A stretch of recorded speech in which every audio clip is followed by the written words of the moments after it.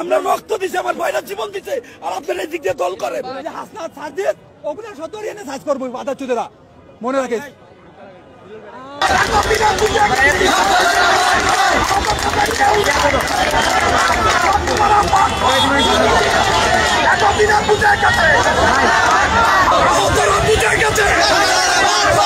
শাহবাগের যে ইন্টারকন্টিনেন্টাল মোড় সেখানে এবং এখানে আহতদের দুইটি অংশের কিন্তু হাতাহাতি লক্ষ্য করা যাচ্ছে এবং তারা যেমনটি বলছিলেন যারা চক্ষু বিজ্ঞান ইনস্টিটিউট এবং পঙ্গু হাসপাতাল অভিমুখ থেকে যারা আগারগাঁও থেকে এসেছেন তাদেরকে প্রতিহত করতে কিন্তু তাদেরকে প্রতিহত করার জন্য কিন্তু এখানে অবস্থান করেছিলেন সমন্বয়কদের একটি অংশ এবং সমন্বয়কদের পক্ষ অবলম্বন করছিলেন কিন্তু এই পিজি হাসপাতাল থেকে যারা এসেছেন তারা নিজেদেরকে আহত দাবি করছিলেন বলে অভিযোগ করছেন যারা আসলে এই আন্দোলন আজকের এই যমুনা অভিমুখে এসেছেন এবং তারা বলছিলেন মিল্লা হাসনাত জাহিদ নাহিদ আগে মিল্লা এরা টাকা কামায় এগুলো লিয়ে তো করছে এই জন্য ওরা আবার এখানে আসছে যারা আহত রোগীরা ওরা তাদেরকে থামাই চাইতে আপনার থামেন শোনেন কথা ও কথা শোনার জন্য তো আহতরা আসে নাই আসে আপনার ওইটা উপদেশের সাথে কথা বলার জন্য ওরা কইটা যে আপনার থামেন শোনেন অগ কি শুনবো কি দেখবো অগ তো জনগণ চাই না প্রত্যাখ্যান করছে ওরা থামাই যেত ওরা ধ্বংস করতে আছে এগো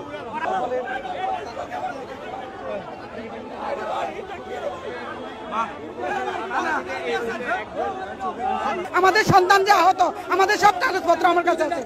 আজকে 2 দিন থেকে আমরা আন্দোলন করতেছি, কিন্তু এখন একদল সমন্বয়কদের পক্ষে হয়ে আমাদেরকে ভুয়া স্লোগান দিচ্ছে। তারা কিছু টাকা মারতেছে, তারা পকেট বাড়ি করতেছে। তারা কিছু দল তারা আমাদের পক্ষ হচ্ছে না, তারা কিছু নিজস্ব সুযোগ সুবিধা ভোগ করতে যাচ্ছে। কোন সমন্বয়ক আমি সালমান মধ্যে কিন্তু তারা নিজেরাই দুটি গ্রুপে কিন্তু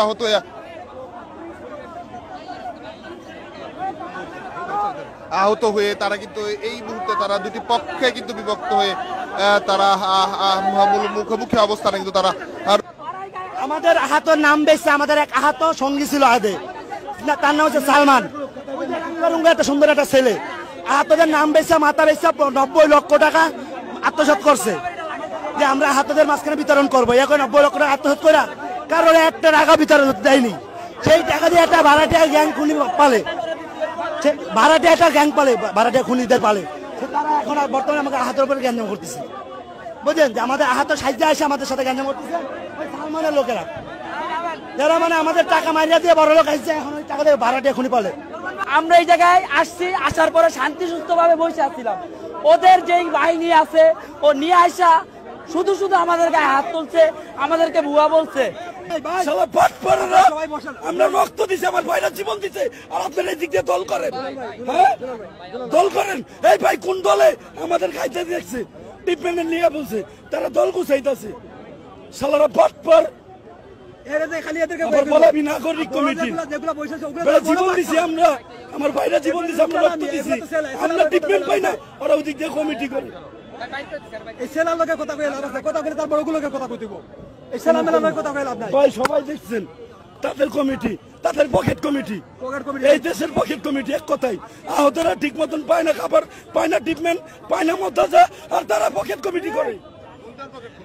ভাই এগুলা এখন ভাই ভাই সমস্যা জানের ভয় করি না, জানের ভয় করি না। আমাদের মেডিকেলে আরে এরা এসি তুমি ঘুমায়, এরা এসি অফিসে বসে থাকে, এরা কমিটি করছে।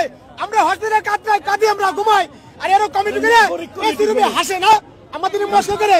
এদের কেন অফিস হবে? এদের কেন এসি রুমে বসবে না? এরা হতো না, এদের কোন অফিস হবে? এদের কোন কমিটি করবে?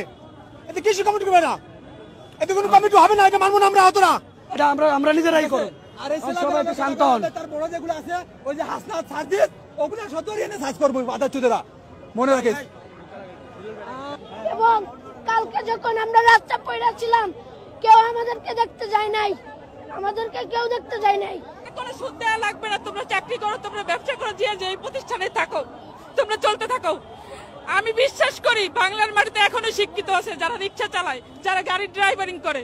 কেন আজকে রাস্তায় ঘুরতেছে, রিক্সা চালাচ্ছে, প্রত্যেকের যোগ্যতা অনুসারে চাকরি দেওয়া হোক। মিথ্যা মামলাটা কিসের ছিল?